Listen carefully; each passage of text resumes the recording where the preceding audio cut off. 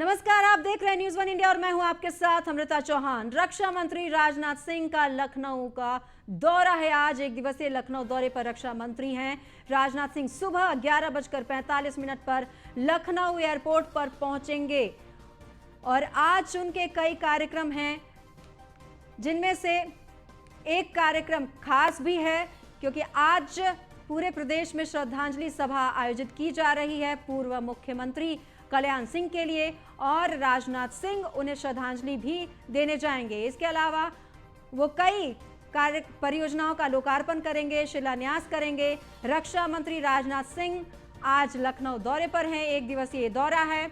11:45 पर एयरपोर्ट पर पहुंचेंगे। दोपहर 12:30 पर Jyotiba Phule multi level parking पहुंचेंगे। विकास कार्यों का यहां पर लोकार्पण है और शिलान्यास भी है। पूर्व सीएम कल्याण सिंह की श्रद्धांजलि सभा में भी शामिल आज होंगे। तो आपको बता दें कि एक दिवसीय दौरे पर हैं रक्षा मंत्री राजनाथ सिंह और आज कई परियोजनाओं का शिलान्यास भी करेंगे, लोकार्पण भी करेंगे। साथ ही पूर्व सीएम कल्याण सिंह जो इनके काफी करीबी रहे हैं, ये काफी करीबी रहे हैं कल्याण सिंह के, दोनों में काफी बनती थी, नजदीकियां थी। अटल बिहारी वाजपेयी के दोनों प्यारे थे और आज जब रक्षा मंत्री यहां पर पहुंचेंगे, कई कार्यक्रम में शिरकत करेंगे और उसके बाद वो पूर्व सीएम कल्याण सिंह के श्रद्धांजलि सभा में भी पहुंचेंगे। यहां पर उन्हें एक बार फिर से याद किया जाएगा, उन्हें श्रद्धांजलि दी जाएगी। तो इस बार खास बात यह है कि जहां जहां भी पूरे प्रदेश में श्रद्धांजलि सभा आयोजित की गई है कल्याण सिंह के लिए, उसके लिए विपक्षियों को भी न्योता दिया गया है। आपको बता दें, स्वतंत्र देव सिंह जो उत्तर प्रदेश के बीजेपी के अध्यक्ष हैं, वो कल मुलायम सिंह से मुलाकात करने के लिए पहुंचे थे और वहां उनका हालचाल जाना, उनका स्वास्थ्य जाना और उसके बाद उन्हें न्योता दिया है कि वो श्रद्धांजलि सभा कल्याण सिंह के लिए जो आयोजित की जा रही है उनमें वो पहुंचे। तो चलिए ग्राफिक्स के जरिए बताते हैं क्या कुछ कार्यक्रम है। लखनऊ को करोड़ों की सौगात देंगे राजनाथ सिंह, परियोजनाओं का शिलान्यास करेंगे, कई परियोजनाओं का लोकार्पण भी है। 1710 करोड़ लागत की परियोजनाओं की सौगात देने वाली हैं प्रदेश को और 180 विकास की परियोजनाओं का लोकार्पण होगा। और इसके वाजपेयी हमारे साथ लखनऊ से सीधा जुड़ गए हैं ज्यादा जानकारी के लिए। इसके कितनी देर लगेगी उनको पहुंचने में? हालांकि तय समय है 11:45 पर जब वो एयरपोर्ट पर पहुंचेंगे।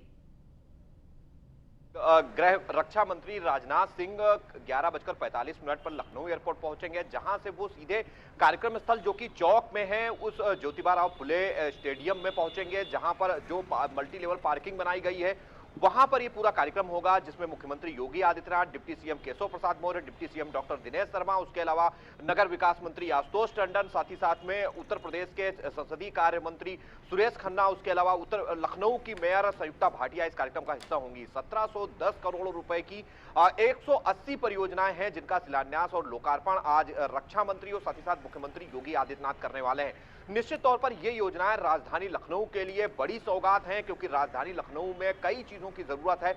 कहीं ना कहीं उनको लेकर ये परियोजनाएं उत्तर प्रदेश सरकार और रक्षा मंत्री राजनाथ सिंह के जो संसदीय फंड है उससे उसके सहयोग से हो रही हैं, जिसमें सबसे बड़ी चीज ये है कि राजधानी लखनऊ के आउटर पर रिंग रोड का घेरा बन रहा है, उस रिंग रोड का निर्माण है। उसके अलावा कई पुलों का निर्माण है। राजधानी लखनऊ के जो ट्रीटमेंट प्लांट है उनका उच्चीकरण है, सीवेज प्लांट कई लगाए जाने हैं, साथ ही साथ में जो कूड़ा निस्तारण प्लांट है जिससे विद्युत उत्पादन होना है उससे जुड़े हुए प्लांट्स हैं। तो ये राजधानी लखनऊ के लिए सौगातें हैं, जो कि 180 योजनाएं हैं जिनका लोकार्पण और शिलान्यास 12:30 बजे रक्षा मंत्री और मुख्यमंत्री योगी आदित्यनाथ करेंगे। निश्चित है कि जो इसके आपके पास हम लौट कर आएंगे। अभी हम आपको लखनऊ लिए चलते हैं, जहां पर जनता दरबार है सीएम योगी का और यहां पर पहुंचे हुए हैं, लोगों की समस्याएं सुन रहे हैं, उनकी समस्याओं को अधिकारियों को भी दे रहे हैं कि जल्द से जल्द उसका निस्तारण हो सके। तो ये तस्वीरें हम आपको सीधे दिखा रहे हैं लखनऊ से, जहां पर जनता दरबार में पहुंचे हुए हैं प्रदेश के मुखिया सीएम योगी आदित्यनाथ। लोगों से बातचीत कर उनकी समस्याएं पूछ रहे हैं। यहाँ पर प्रोटोकॉल जो कोरोना को लेकर है, जो गाइडलाइंस है, उसका भी खास ध्यान रखा जा रहा है। यहाँ पर अधिकारी भी मौजूद हैं। लोगों की समस्याएं जानने के बाद वो अधिकारियों को इन समस्याओं को सौंप रहे हैं और बता रहे हैं कि जल्द ही इसका निस्तारण किया जाए। तो जनता दरबार लगातार करते आ रहे हैं। सीएम योगी आदित्यनाथ समय समय पर जनता दरबार लगाते हैं और लोगों से मुखातिब होते हैं, उनकी समस्याएं सुनते हैं और उसके बाद अधिकारियों को अवगत कराते हैं उनकी समस्याओं से और उन्हें निर्देश देते हैं।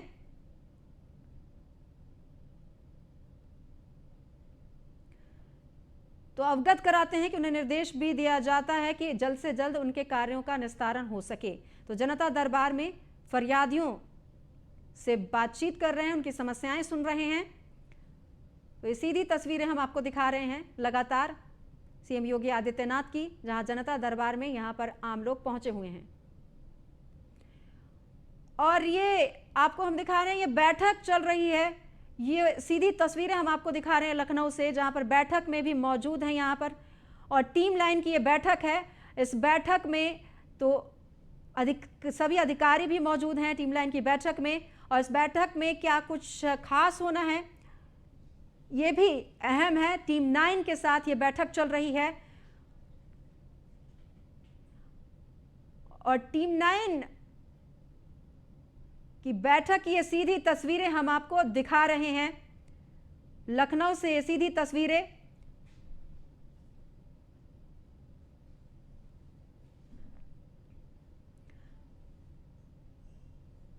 तो हमने आपको सीधी तस्वीरें दिखाई कि एक तरफ फरियादियों की समस्याएं सुनी, फिर वो टीम 9 के साथ बैठक कर रहे थे सीएम योगी।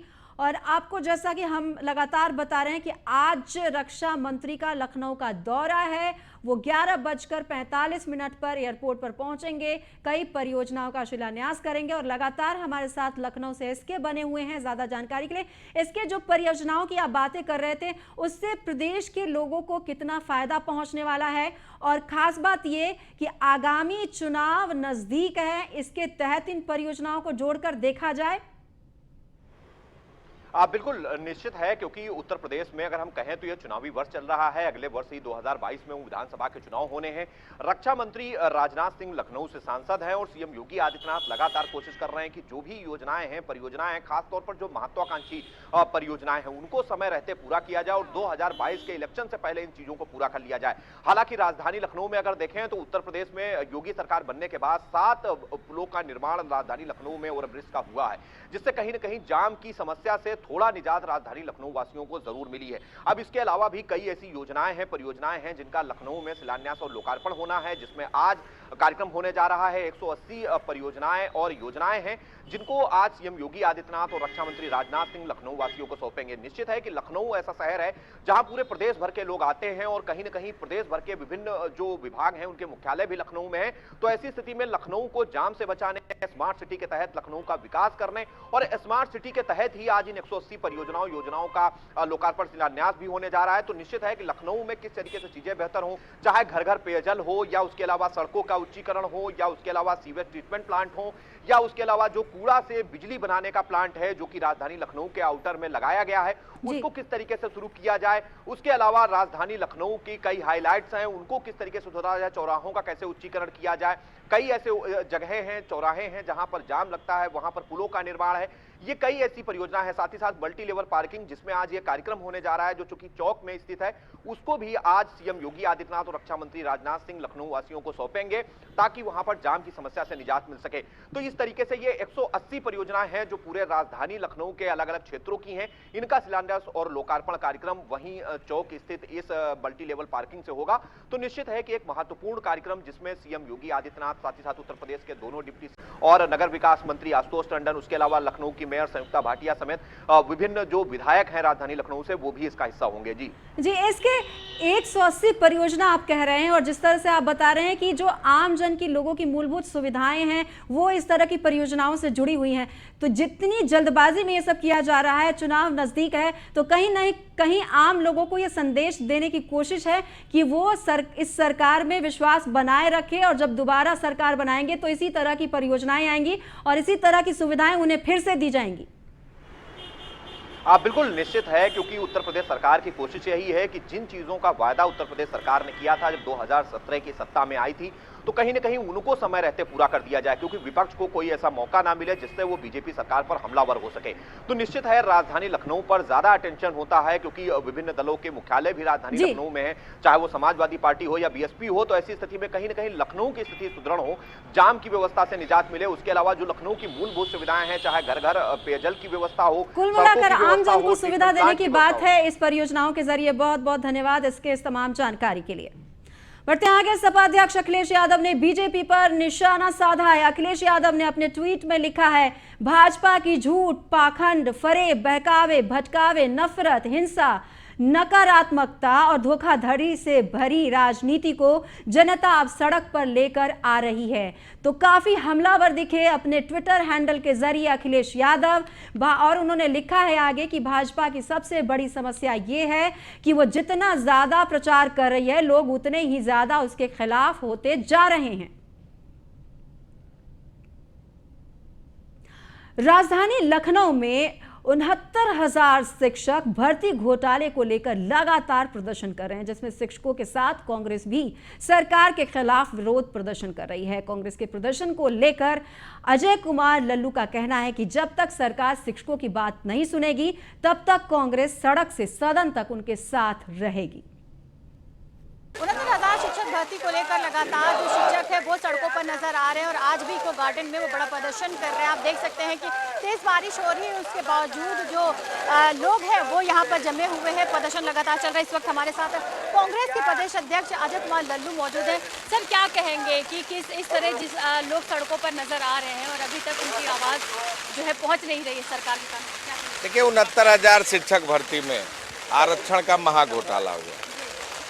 सरकार दमन की राजनीति कर रही है। अगर ये नौजवान अपने कर अधिकार को मांग रहे हैं तो सरकार इनके अधिकार को दे क्यों नहीं रही? संविधान में अधिकार है, आरक्षण का प्रावधान है, 27% पिछड़ों को और 21% दलितों को। जब मैंने पहली बार सदन में उठाया था तो उस समय सरकार ने कहा था कि कोर्ट में लंबित है।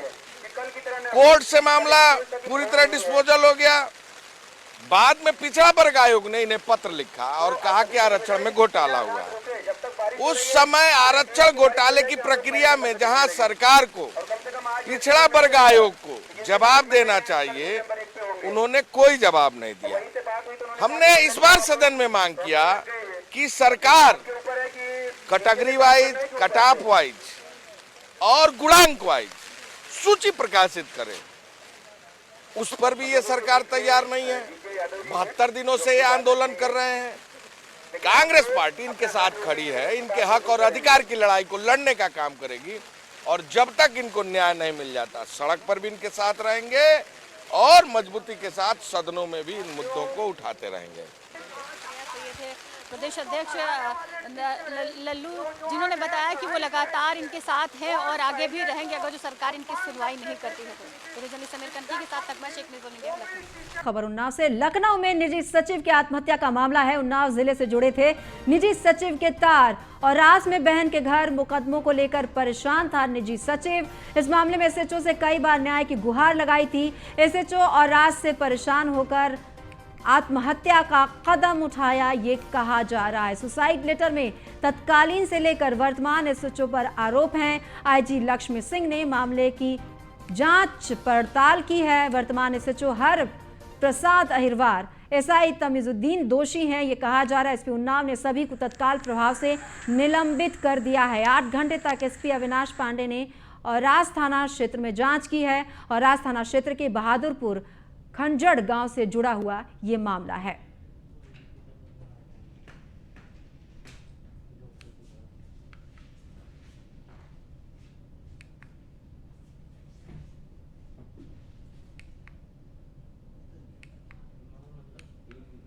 उन्नाव जिले से जुड़े हुए थे निजी सचिव के तार। बहन के घर मुकदमों को लेकर परेशान था पीएस।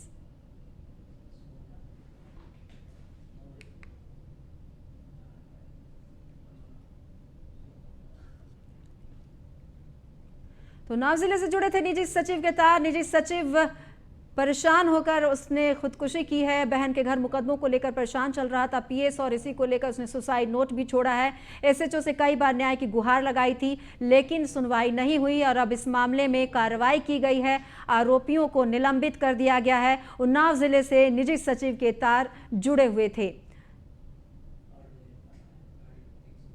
औरौरा जनपद उन्नाव का ये मामला है और यहाँ पर और इस पूरे मामले में जानकारी के लिए नीरज संवाददाता हमारे साथ फोन लाइन पर जुड़ गए हैं। नीरज, अब जो आरोपी हैं उन पर कार्रवाई की गई है, क्या कुछ हुआ है कार्रवाई के दौरान? देखिए, ये लगातार इस पर लेकर के पहले भी कई बार गुहार लगाई गई है और इस गुहार को लेकर के जिस तरीके से स्थानीय वहाँ के जो एसओ हैं या जो प्रभारी निरीक्षक है, उन लोगों ने जिस तरीके से लापरवाही बरती है, उसको लेकर के एसपी ने इस पर बड़ी कार्रवाई की है और इस कार्रवाई को लेकर के आगे भी इस पर जांच बैठेगी। क्योंकि लक्ष्मी सिंह जो आईजी है वो मौके पर पहुंच चुकी है और वो रात से ही डेरा डाले हुए हैं। तो कहीं ना कहीं जो अधिकारी हैं वो पूरी तरीके से इस पर सजग हैं और इस पर बड़ी कार्रवाई का अंदेशा भी है। जी, जिन लोगों को सस्पेंड किया गया है वो लोग कौन कौन हैं? जी देखिए, वो प्रभारी निरीक्षक हरिप्रसाद अहिरवार हैं और दूसरे जो है उप निरीक्षक हैं ताजुद्दीन। इनको दोनों को तत्काल प्रभाव से जो है सस्पेंड कर दिया गया है। तो कहीं ना कहीं जो एसपी हैं, क्योंकि जो आईजी मौके पर पहुंची थी और एसपी लगभग 8 घंटे वहां पर मौके पर रुके, तो कहीं ना कहीं एक बड़ी कार्रवाई की जा सकती है और इसको लेकर के अधिकारी जो है काफी सीरियस हैं और लगातार जांच चल रही कि आखिर जो लापरवाही की गई वो कहां पर की गई है और इसको लेकर तत्काल प्रभाव से थाना प्रभारी और उप निरीक्षक दोनों को जो है सस्पेंड कर दिया। नीरज, क्या आरोप लग रहे थे जिन लोगों पर कार्रवाई हुई है, एसएचओ पर और बाकी जो लोग हैं उन पर क्या आरोप लग रहे थे? जी देखिए, सीधे तौर पर जो उनके ऊपर आरोप लगे थे वो ये आरोप थे कि लोगों ने जो जांच है उसको कहीं ना कहीं प्रभावित किया है और जांच को जो प्रभावित किया, साथ में शिथिलता बरती है। जो साक्ष्य है उस आधार पे जो मुकदमे के जो धाराएं हैं उनको तब्दील करना चाहिए था, वो नहीं तब्दील की। तो कहीं ना कहीं जो पूरे मामले में है वो दोनों लोगों की बड़ी लापरवाही निकल के आ रही, क्योंकि तीनों तरफ से जो आईजी ने जांच की है, 3 तरफ से उनके ऊपर जो मामले निकल करके आ रहे हैं थाना प्रभारी और उप निरीक्षक के ऊपर। पहला कि उन्होंने जो है कहीं ना कहीं मामले को जो है दबाने की कोशिश की, यानी जो धाराएं हैं उनसे छेड़छाड़ की, क्योंकि जिन मुकदमों के धाराओं में तब्दील करना चाहिए वो नहीं तब्दील की। साथ में शिथिलता बरती। कई बार इस बात को लेकर के कई अधिकारियों ने भी जो है इसकी पैरवी की कि उनकी बहन को परेशान किया जा रहा है, उनके ससुराल के लोग परेशान कर रहे हैं। और सबसे एक अहम बात यहाँ पर आ जाती है कि आत्महत्या करने वाले पीड़ित ने जिस तरीके से अपना सुसाइड नोट में लिखा है, उसमें थाने पर जो उनसे बहुत बुरा बर्ताव किया गया है, क्योंकि पुलिस कर्मियों ने ही बर्ताव किया, तो कहीं ना कहीं पूरा मामला संदेहात्मक नजर आता है। जी, बहुत बहुत धन्यवाद नीरज इस तमाम जानकारी के लिए। तो कई बार गुहार लगाने के बाद भी न्याय नहीं मिला है और उसी के बाद ये आरोप भी लग रहे हैं एसएचओ पर कि उसे प्रताड़ित किया जा रहा था, इसी वजह से उसने एक कदम उठाया। और अब इस वक्त की बड़ी खबर आ रही है जौनपुर से।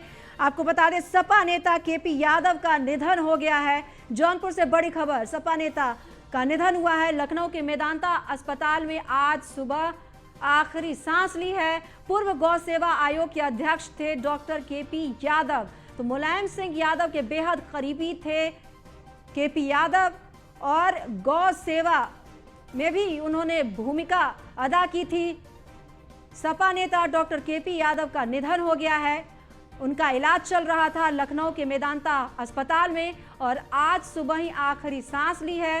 गौ सेवा आयोग के अध्यक्ष थे डॉक्टर, पूर्व गौ सेवा आयोग के अध्यक्ष रहे थे और मुलायम सिंह यादव के बेहद करीबी बताए जाते हैं।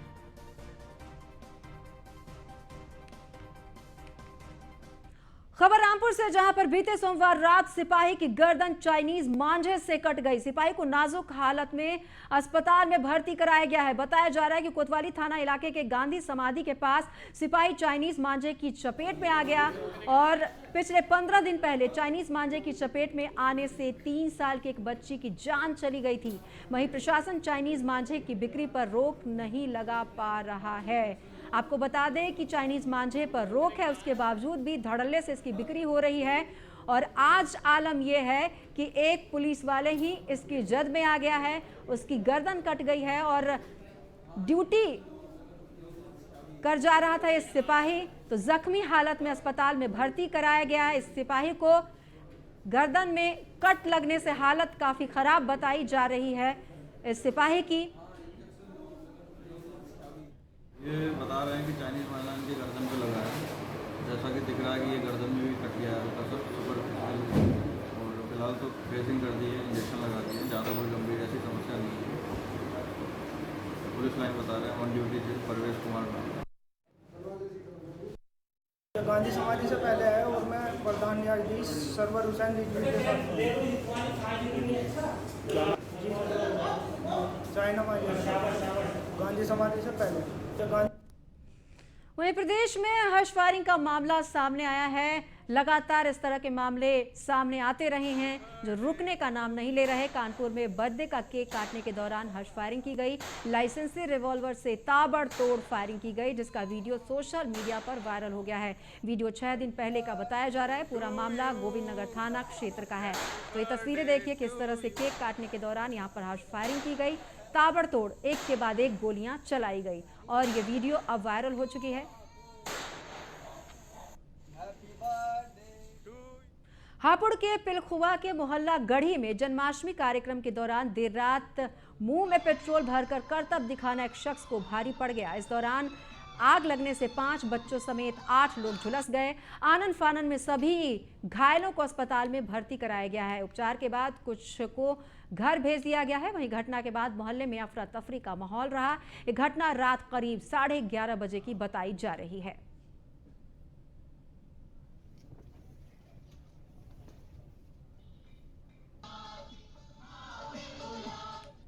मामला ये था कि मैं तो घर था और भांजा गया देखने, और वहाँ पता नहीं क्या हुआ, एक बोतल भांजे के पास पेट्रोल ज़्यादा पड़ी और आग लगी और उससे बच्चा ज़्यादा जल गया भांजा। अच्छा, कितने लोग जले हैं यहाँ पे? यहाँ पे 7-8 लोग जले हैं। अच्छा, स्थिति कैसी है उनकी? स्थिति अभी गंभीर है और सरस्वती अस्पताल में रहती है। तो हापुड़ से खबर, जहां पर 5 बच्चों समेत 8 लोग झुलस गए हैं। दरअसल यहां पर करतब दिखाने की कोशिश की जा रही थी, पेट्रोल मुंह में डालकर आग लगाकर। तो वाकई हैरान करने वाली बात है कि लोग लगातार तरक्की की राह पर हैं, उसके बावजूद भी इस तरह से जान जोखिम में डालकर करतब दिखाने की कोशिश की जाती है। आपको हम सचेत करते हैं, न्यूज़ 1 इंडिया आपको सचेत करता है कि कृपया इस तरह की करतब ना दिखाएं जिससे जान जा सकती है। और इन तस्वीरों को देखकर आप अंदाज़ा लगा सकते हैं कि किस तरह से करतब दिखाने के दौरान 5 बच्चे समेत 8 लोग झुलस गए हैं। खबर चंदौली से, जहां पर नक्सल प्रभावित जनपद के नाम से जाना जाता था। हिनौती दक्षिणी गांव जो कि मिर्जापुर जिले की सीमा पर बसा है, वो विकास से कोसों दूर था। गांव में न कोई अधिकारी आता था और ना ही कोई जनप्रतिनिधि जाता था। इस गांव में 2017 तक न बिजली की व्यवस्था थी, न संपर्क का कोई मार्ग था। यही नहीं, ग्रामीण पहाड़ी नाले और कुएं के गंदे पानी पीने को मजबूर थे। हैरान करने वाली बात है। और अब जब 2017 में बीजेपी सरकार बनी तो चकिया विधानसभा से बीजेपी के शारदा प्रसाद विधायक बने और गांव में विकास की बयार आ गई। गांव के अंदर आरसीसी मार्ग बनाया गया, बिजली की व्यवस्था भी की गई और अब गांव वाले काफी खुश हैं। इस गांव में आपने क्या किया, तो पहले आप जान लीजिए कि इस गांव में आज़ादी के बाद से जब तक अभी भारतीय जनता पार्टी की सरकार बनी है, उसके पहले तक न यहाँ बिजली थी, न जल था, न यहाँ पर रोड था, न यहाँ कोई व्यवस्था दी गई थी। ये हमारे दोनों मुख्यमंत्री और प्रधानमंत्री की देन है कि ये सरकार बनते ही इस ग्राम सभा में रोड, सीसी रोड, पहले टाक के हथौड़े से हाथ से बनाते थे, इस समय लाइन से बना रहे हैं। बिजली नहीं थी गांव में? नहीं, गांव में बिजली कम से कम आज 40 साल से नहीं था।